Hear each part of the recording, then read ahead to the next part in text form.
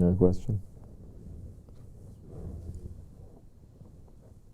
How can one have heybet without losing their humility, and how can we not mistake weakness for humility?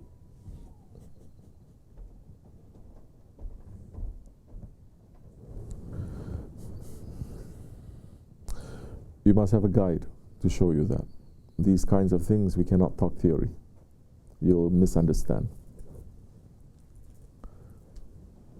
Because we have to first understand what is heybet and what is arrogance. We have to understand what is humility, and we have to understand what is weakness. And this is very delicate matters also.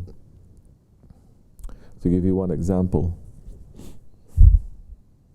the man can be looks to be the most proud one, but he is the most humble one in front of his Lord. There are so many prophets that are like that. There are so many saints that are like that. You can appear to be a humble one to the whole world, but you are the most stubborn and proud one inside. So many hypocrites, they are like that. There was a man who was doing the sa'i, running from Safa to Marwa during the Prophet ﷺ's time. And he was walking very, very proudly, puffing his chest up and walking big like this. And Prophet ﷺ laughed and he said, Allah hates that kind of walk. He says, except when it is done for the sake of Allah, because that man was doing that to show the mushriks that was looking the heybet of Islam. So these are very delicate matters. You have to have a guide. The guide has to give you the prescription. He has to say, do it this time, don't do it this time. You have to do it in 3 days straight. You cannot, just like medicine. But just like medicine, you cannot Google medicine or medical knowledge and give your own prescription to yourself. You will kill yourself. Tariqat is even more dangerous than that. When you have a guide, you'll be able to understand it properly, especially a guide like ours.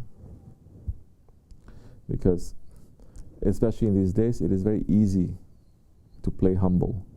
Don't you know, it is the easiest and the cheapest trick in the box to be humble. Because who doesn't like a humble person, humble looking person? Even a tyrant would like a humble looking person. But it is very difficult now in these days to stand up strong against this tide of Dajjalic influences, and not to be weak but to stand up, to have that heybet of Islam, because knowing that so many people are going to say, oh, this is wrong behavior, you're not being Sufi, you're not being this, you're not being that. We can show you Sufi, and then you say this is not Sufi. At that time you're going to be cursing at Hazrat Maulana Jalaluddin Rumi. You'll be cursing at Hazrat Abdulkerim. You'll be cursing at every saint now. Because every saint, they have the side that is very Jamal and very forgiving, and they have the side that is very unforgiving.